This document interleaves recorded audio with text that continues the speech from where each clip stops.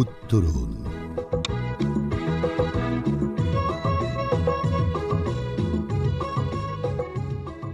বেতার ম্যাগাজিন।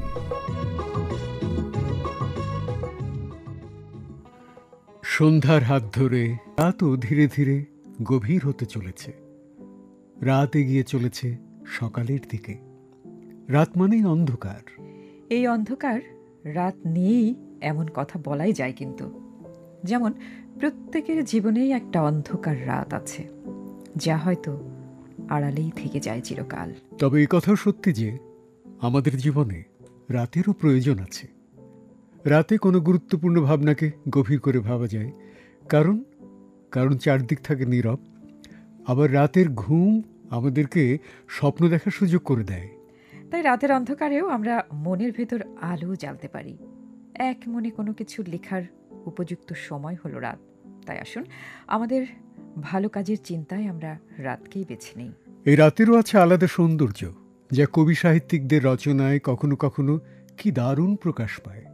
এই রাত নিয়ে গল্প, নাটক, কবিতা, গান, কত কিছুই আজও আমাদের প্রাণকে করে তোলে আনচান। মনে পড়ছে খ্যাতিমান গীতিকবি আবু জাফরের লেখা সেই গান। তুমি আমি রাত জাগা পাখি, তুমি নদী আমি শ্যামল দুকুল হয়ে তোমাকেই বাঁধিয়া রাখি।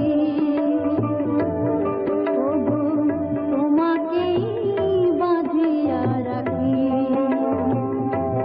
তুমি রাত আমি রাত জাগা পাখি, তুমি নদী আমি শ্যামল দুকুল হয়ে তোমাকেই বাঁধিয়া রাখি। ওগো তোমাকেই বাঁধিয়া রাখি। এমন এ গানে রাতের কথা থাকলেও দিনেও শুনতে লাগে ভালো। আসলে ভালো লাগা তো আর সময় মানে না। এ যেমন এ সময় আমরাও সবাইকে ভালো লাগাতে চাই উত্তরণের প্রথম পরিবেশনায়, কারণ এ পরিবেশনার নাম হলো বিশ্ববিচিত্রা এবং এর সুনামও করেন আমাদের শ্রোতা বন্ধুরা। বিশ্ববিচিত্রা মানেই হলো বিচিত্র সংবাদ। বিস্ময়কে বাদ দিয়ে এ সংবাদ পাবে না ধন্যবাদ, কারণ বিস্ময় এই বিশ্ববিচিত্রাকেই জানায় সাধুবাদ। তাহলে চলুন শুনে আজকের বিশ্ববিচিত্রা। বিশ্ববিচিত্রা গ্রন্থনায় আফসানা আক্তার, পাঠে আছেন জায়েদ জুলফিকার।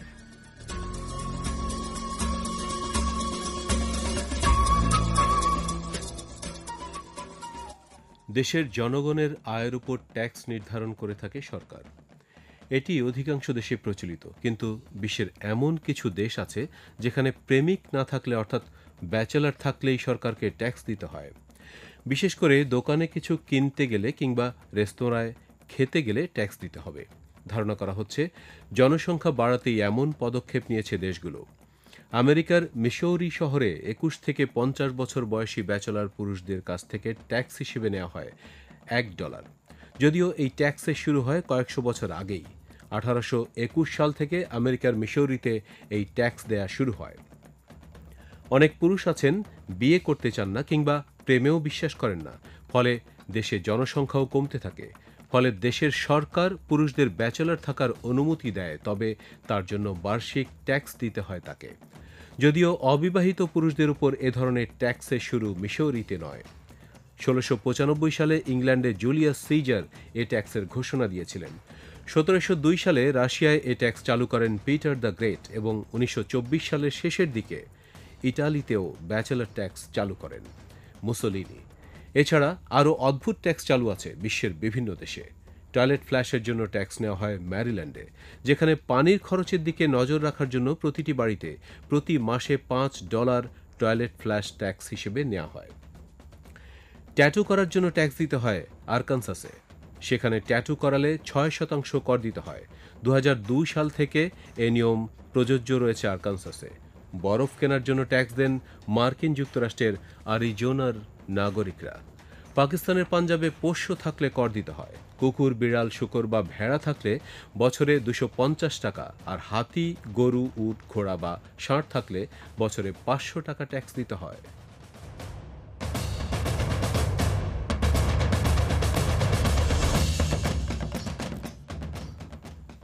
সাপের নাম শুনলেই যেন ভয়ে কেঁপে ওঠেন সকলেই।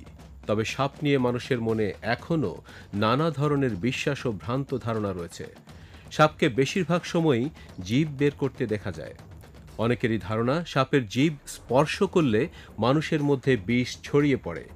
এ বিষয়ে সাপ বিশেষজ্ঞ মহাদেব প্যাটেল বলেছেন, সাপের জিভে বিষ নেই। সাপের বিষ তাদের গ্রন্থিতে থাকে এবং এই বিষ দাঁতের মাধ্যমেই শরীরে প্রবেশ করে। সাপের জিভ বা চামড়া দিয়ে বিষ ছড়ানোর কোনো সম্ভাবনা নেই। সাপে কামড়ালে এই বিষ দাঁতের মাধ্যমে আক্রান্ত ব্যক্তির শরীরে প্রবেশ করে এবং রক্ত প্রবাহে মিশে তার প্রভাব দেখায়। মূলত 3 ধরনের সাপের বিষ রয়েছে। একটি হচ্ছে নিউরোটক্সিক, এই বিষ স্নায়ুতন্ত্রকে আক্রমণ করে এবং শিকারের পেশিতে পক্ষাঘাত ঘটায়। দ্বিতীয়টি হচ্ছে হেমোটক্সিক, এই বিষ রক্তপাত বাড়ায় এবং রক্তের কোষ ধ্বংস করে। আর অন্যটি হচ্ছে সাইটোটক্সিক, এই বিষ টিস্যু ধ্বংস করে এবং শিকারের কোষগুলিকে প্রভাবিত করে। কাউকে সাপে কামড়ালে সঙ্গে সঙ্গে চিকিৎসার সাহায্য নেওয়া উচিত, কারণ বিষ দ্রুত ছড়িয়ে পড়ে। ঘরোয়া টোটকা না করে বিশেষজ্ঞের কাছে গিয়ে চিকিৎসা করা ভালো। সমাজে সাপ নিয়ে অনেক ভুল ধারণা ও কুসংস্কার ছড়িয়ে আছে। এটা গুরুত্বপূর্ণ যে আমরা বৈজ্ঞানিক তথ্যের উপর ভিত্তি করে তথ্য পাই এবং এই ভুল ধারণাগুলি দূর করি। সাপের জিভ স্পর্শ করার ফলে বিষ ছড়ায় এমন বিশ্বাস সম্পূর্ণ মিথ এবং এর কোনো বৈজ্ঞানিক ভিত্তি নেই। বিশ্ববিচিত্র আজ এ পর্যন্তই।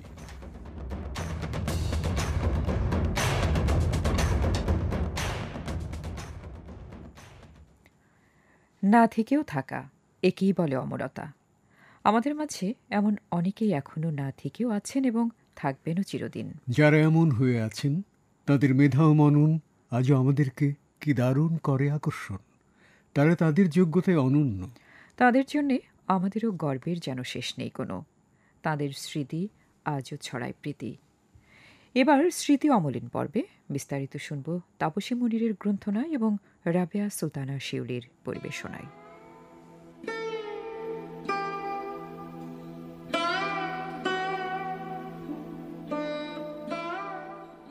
অনেক মানুষের মাঝে থেকেও অনেকের চেয়ে আলাদা একজন মানুষ ছিলেন জাতীয় অধ্যাপক আব্দুর রাজ্জাক। পুরানো এবং দুষ্প্রাপ্য বইয়ের সংগ্রাহক এবং একনিষ্ঠ পাঠক ছিলেন তিনি। বই ছিল যেন তার ঘরের অন্যরকম আসবাবপত্র। চারিদিকে বই ছড়ানো, আর মাঝখানে অধ্যাপক আব্দুর রাজ্জাক। বই পড়ার অদ্ভুত নেশা ছিল তার। খাওয়া দাওয়ার কোনো ঠিক ঠিকানা না থাকলেও বই পড়া তার চাই। শেষ বয়সে ম্যাগনিফাইং গ্লাসের সাহায্যে চলত তাঁর বই পড়ার কাজ। বই পড়ার অসম্ভব নেশা অধ্যাপক আব্দুর রাজ্জাককে সবার চেয়ে আলাদা করে চিনিয়ে দিত। শিক্ষকদের শিক্ষক বলা হতো তাকে। একদিন লাইব্রেরি দেখাশোনার দায়িত্বে নিয়োজিত একজন বৃদ্ধ তাকে জিজ্ঞেস করেন, কি চাও?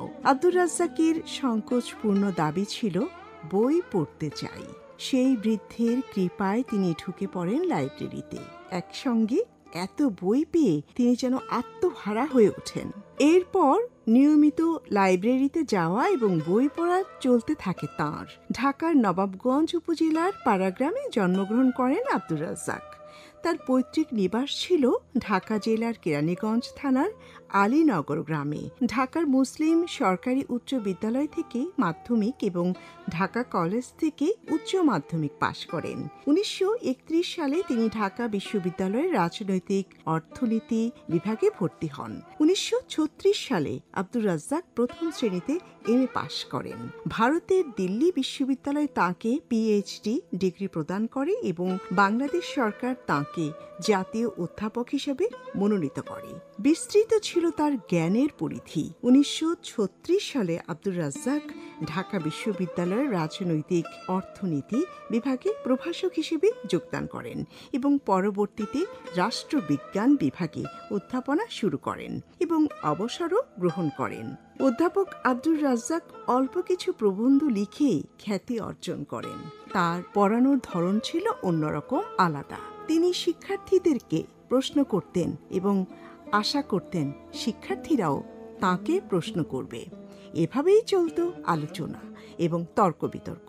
কোনো বিষয়কে নতুন আঙ্গিকে দেখতে শেখানোই ছিল তাঁর শিক্ষকতার প্রধান লক্ষ্য। অধ্যাপক রাজ্জাক মনের আনন্দে বই পড়তেন, কিন্তু খুব বেশি লিখতেন না, কিন্তু অন্যদেরকে গবেষণা করতে এবং লিখতে উৎসাহ দিতেন। আমাদের দেশের অনেক নামি দামি গবেষক এবং লেখক তাঁর কাছ থেকে গবেষণা এবং লেখার সূত্র পেয়েছেন। অধ্যাপক আব্দুর রাজ্জাক খুবই নির্লোভী একজন মানুষ ছিলেন। সুযোগ থাকা সত্ত্বেও তিনি কখনো কোনো সরকারি বা রাজনৈতিক বড় পদে অধিষ্ঠিত হননি। খুবই প্রচার বিমুখ একজন মানুষ ছিলেন তিনি বলতেন, মাটি, পানি ও মানুষ বাংলাদেশের প্রধান সম্পদ। যদি দেশের উন্নয়ন করতে হয় তাহলে সেই প্রক্রিয়ার কেন্দ্রে থাকবে এই 3 সম্পদের উন্নয়ন। চিরকাল বইয়ের পাতায় ডুবে থাকা এই মানুষটি অন্য মানুষদেরকে খুব খাওয়াতে পছন্দ করতেন। তার আরও একটি পছন্দ ছিল মেধাবী, অল্প পরিচিত তরুণদেরকে তিনি সমাজে প্রতিষ্ঠিত তাদের সঙ্গে পরিচয় করিয়ে দিতেন। মানুষের দক্ষতা এবং যোগ্যতার ভিন্নতাকে অধ্যাপক আব্দুর রাজ্জাক সম্মান এবং মূল্যায়ন করতেন। তিনিও মনে প্রাণে চাইতেন বৈষম্যহীন সমাজ। আব্দুর রাজ্জাক দাবা খেলতে পছন্দ করতেন। অধ্যাপক কাজী মোতাহার হোসেন ছিলেন তার দাবা খেলার অন্যতম সঙ্গী। অধ্যাপক আব্দুর রাজ্জাক জ্ঞান রাজ্যের একজন রাজা ধীরাজ ছিলেন। তাঁর জ্ঞানের গভীরতা ছড়ায় বিস্ময়ের বারতা। জাতীয় অধ্যাপক জ্ঞান তাপস আব্দুর রাজ্জাক 1999 সালের 28 নভেম্বর মৃত্যুবরণ করেও অমর হয়ে আছেন তাঁর যোগ্যতার মাপকাঠিতে। শ্রদ্ধা এবং সম্মান জানাই তাঁকে আমাদের হৃদয় থেকে।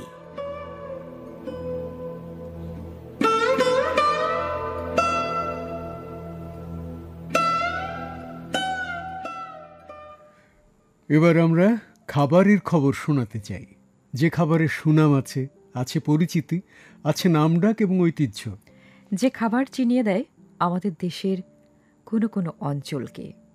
যে খাবার এতটাই মুখরোচক যে তার কথা এখনও অনেকের মুখে মুখে। উত্তরণের এবারের পরিবেশনা বাংলাদেশের ঐতিহ্যবাহী খাবার। আজ এতে আমরা শুনব জামালপুর জেলার ঐতিহ্যবাহী খাবার সম্পর্কে। লিখেছেন রুকসানা জামান আর পড়ে শোনাচ্ছেন জান্নাতুল ফেরদৌসী লিজা।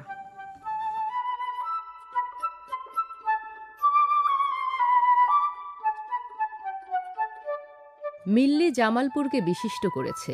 নাম শুনে যারা বুঝতে পারছেন না মিল্লি কি, তাদের বলি, এটা হলো জামালপুর জেলার 100 বছরের ঐতিহ্যবাহী খাবার। এই এলাকার সবচেয়ে সুস্বাদু আর জনপ্রিয় খাবারের নামই মিল্লি।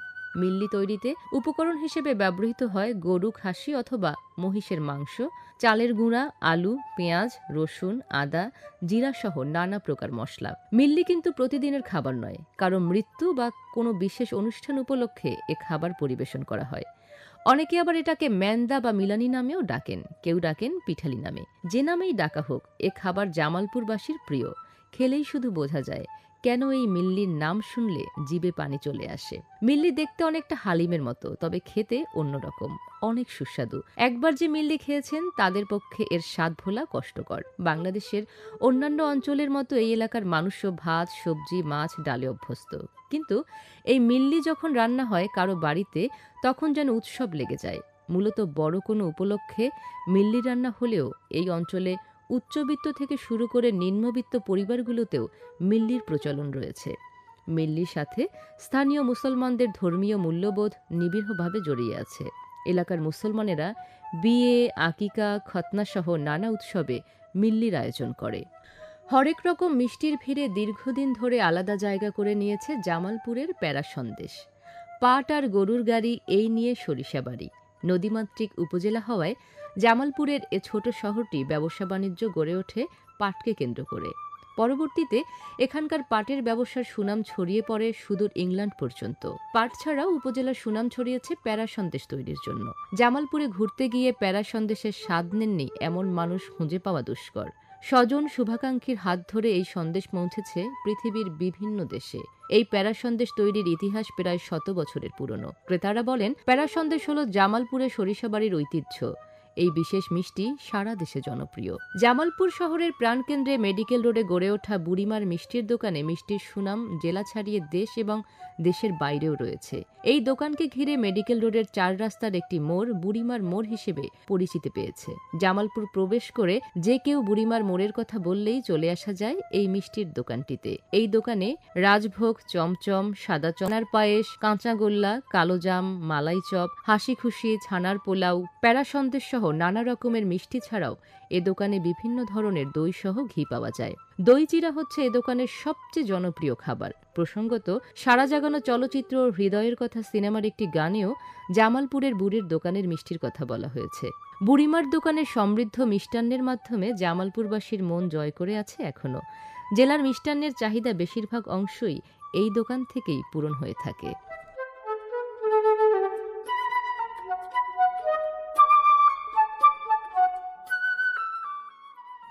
শ্রোতাবন্ধুরা, আগামী 1 ডিসেম্বর 2024 জনপ্রিয় বেতার ম্যাগাজিন অনুষ্ঠান উত্তরণের প্রতিষ্ঠা দিবস। এ উপলক্ষে আগামী 30 নভেম্বর তারিখ শনিবার দুপুর 12টার মধ্যে উত্তরণ অনুষ্ঠানে শ্রোতাবন্ধুদের শুভেচ্ছা বার্তা আহ্বান করা হচ্ছে। উত্তরণ অনুষ্ঠানের ইমেইল ঠিকানা uttaronbb@gmail.com, অর্থাৎ uttoronbb@gmail.com। আপনাদের পাঠানো ইমেইল এবং মানসম্মত রেকর্ডকৃত ভয়েস মেইল বাছাই করে 1 ডিসেম্বর উত্তরণ ম্যাগাজিনে প্রচার করা হবে।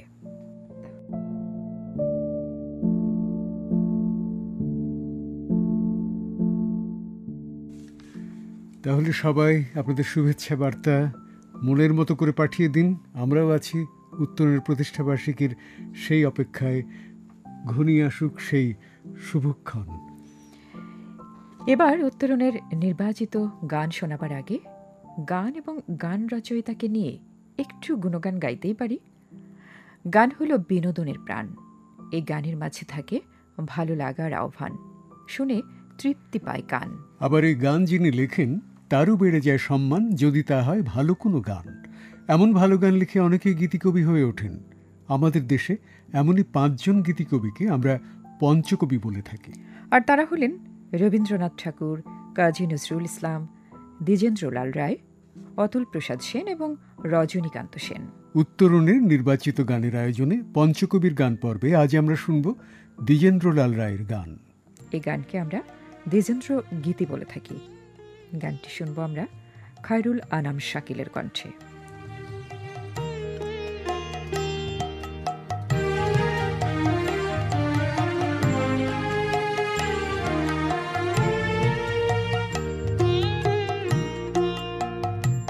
আজি গাও মহাগীত মহায়ানন্দে বাজ মৃদঙ্গ গভীর ছন্দে, পাল তুলে দাও ভেসে যাক শুধু সাগরে জীবন তরণী।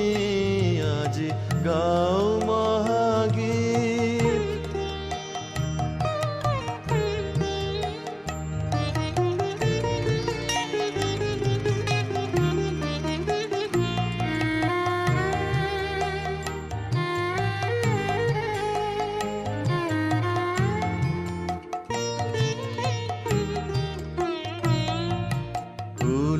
সে উছলে উঠুক নৃত্য করুক সন্ধে জীবন মৃত্যু। সে উছলে উঠুক নৃত্য করুক সন্ধে জীবন মৃত্যু।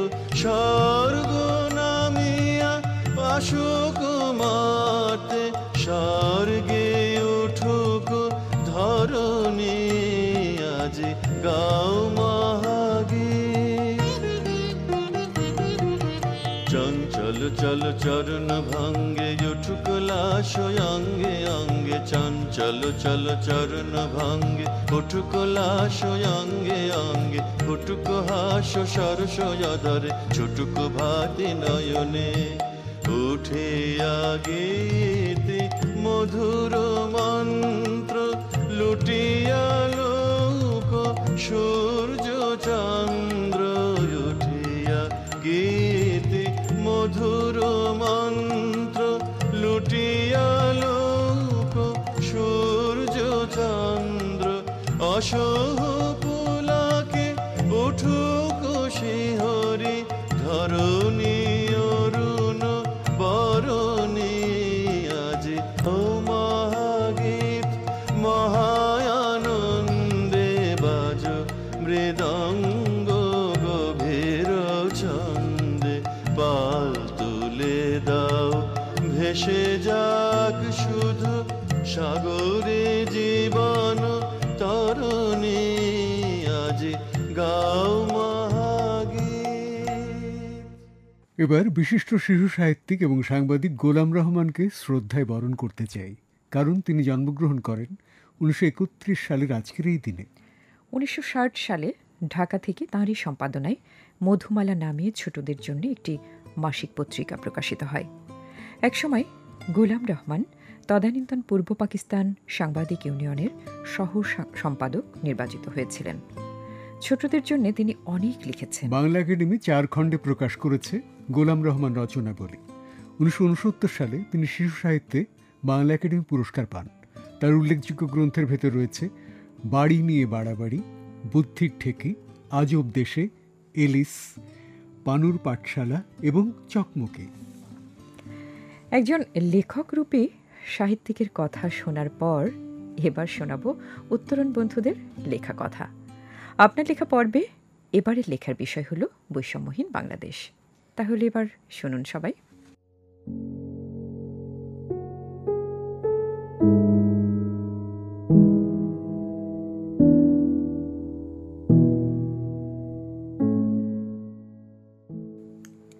প্রথম লেখক হলেন মোহাম্মদ মনসুর আলী, উপজেলা সড়ক, কেশবপুর, যশোর থেকে আপনি লিখছেন। পড়ছি আপনার লেখা থেকে। রক্ত তো ঝরবেই, রক্ত না ঝরলে মুক্তি আসে না। বিদ্রোহী কবি কাজী নজরুল ইসলাম বলেছেন, আমরা শক্তি, আমরা বল, আমরা ছাত্রদল। কবির কথা অক্ষরে অক্ষরে পালন করেছে আজকের ছাত্ররা। দেশের ছাত্ররা যে প্রধান চালিকা শক্তি, তারও একবার গত জুলাই আগস্টে প্রমাণিত হয়েছে। একটি সুস্থ, স্বাধীন, দুর্নীতিমুক্ত, বৈষম্যহীন বাংলাদেশ বিনির্মাণের দুর্বার স্বপ্ন নিয়ে আজকের ছাত্ররা জনতাকে সাথে নিয়ে সেদিন বন্দুকের গুলির সামনে অকুতভয় সৈনিকের বেশে বুক পেতে দিয়েছিল। জীবনের মায়া মমতাকে জলাঞ্জলি দিয়ে শুধু দেশের প্রতি বিশুদ্ধ ও অকৃত্রিম ভালোবাসার ব্রত নিয়ে তারা শত্রুদের মোকাবেলা করেছে। তাদের সেই স্বপ্ন বৃথা যায়নি। আবু সাঈদ, মীর মাহফুজুর রহমান মুগ্ধদের তাজা রক্ত বৃথা যায়নি, যাবে না কোনোদিন। যুদ্ধ শেষ হলেও স্বপ্ন কিন্তু শেষ হয়নি। এখন ছাত্রদের সাথে কণ্ঠ মেলাতে সকল জাতি ধর্মের লোক, সকল দলমতের ঊর্ধ্বে উঠে কাঁধে কাঁধ রেখে, হাতে হাত রেখে দেশ গড়ার কাজে আত্মনিয়োগ করতে হবে। আর বসে থাকার কোনো অবকাশ নেই। অনেক সময় আমরা পার করে ফেলেছি। যদি এই রক্তে পাওয়া দ্বিতীয় স্বাধীনতা আমরা কাজে লাগাতে না পারি, তবে এর চেয়ে হতভাগ্য জাতি আর কেউ হতে পারে না। আমরা যাদেরকে হারিয়েছি তাদের আর কখনো ফিরে পাব না। কিন্তু তারা যে উদ্দেশ্য নিয়ে সংগ্রাম করেছে, সেই উদ্দেশ্য যদি আমরা অর্জন করতে না পারি, তাহলে তাদের কাছে আমরা মহা ঋণী থেকে যাব।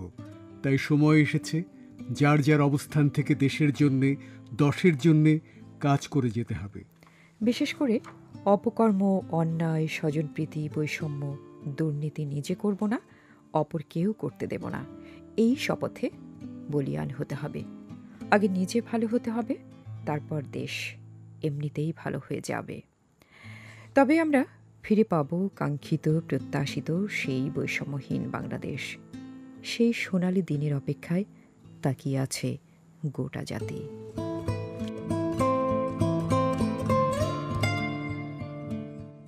এবার আমাদের নিয়মিত শ্রোতা বন্ধু শিকদার ইসাহাক আলীর লেখা থেকে পড়ব।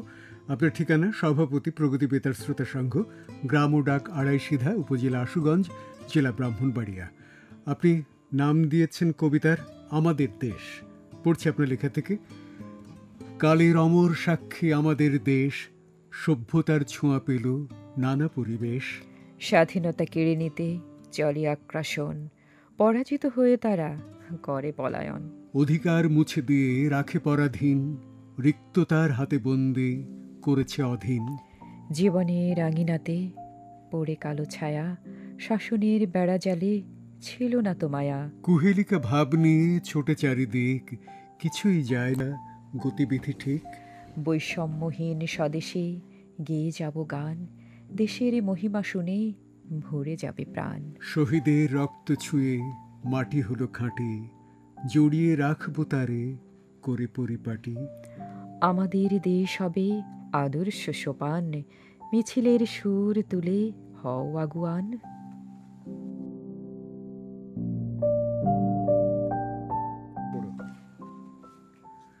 এবার এম বিল্লাল শেখ, সভাপতি ছায়াপথ বেতার শ্রোতা সংঘ, C&B পাড়া, চুয়াডাঙ্গা থেকে আপনি লিখছেন।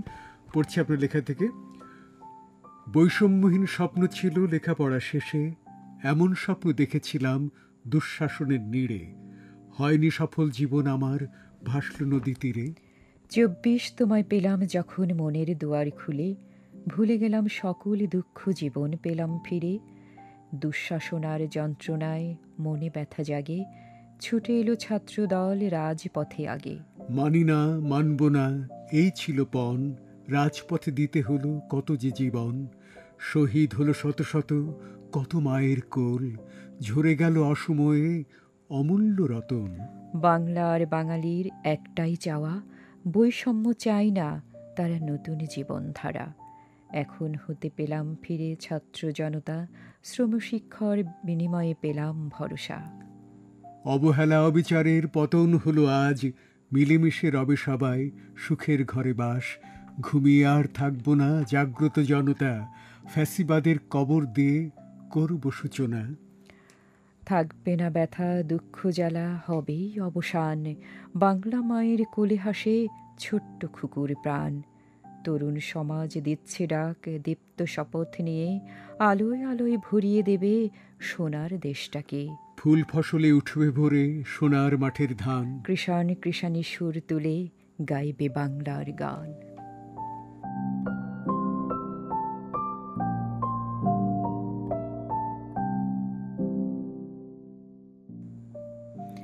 আসলে যত কিছুই শুনি ভালো লাগবে না যদি কোনো অসুখে পড়ি। আর এমনই একটি অসুখ হলো ডেঙ্গু জ্বর। এতে মৃত্যু ঝুঁকিও আছে। তাই এ সময় অবশ্যই স্বাস্থ্যবিধি মেনে চলবো আমরা। এমনই আহ্বানে এবার বলে যাই, আজকের উত্তরণ গ্রন্থনায় ছিলেন শফিকুল ইসলাম বাহার, উপস্থাপনায় ছিলাম আমি সুরাইয়া সুলতানা মনিরা, আর আমি শফিকুল ইসলাম বাহার। প্রকৌশল সহযোগিতা দিলেন মোহাম্মদ সিরাজুল আলম, সম্পাদনা সহযোগিতায় মোহাম্মদ নিজামুদ্দিন, প্রযোজনা সহযোগী ছিলেন মাহমুদ রেজা, তত্ত্বাবধানে ছিলেন সৈয়দ রাজু আহমেদ এবং উত্তরণ প্রযোজনা করেছেন ইশরাত শারমিন। সাধনায় মনোযোগ দিই যদি তবে আমাদের ভালো কিছু হবেই হবে।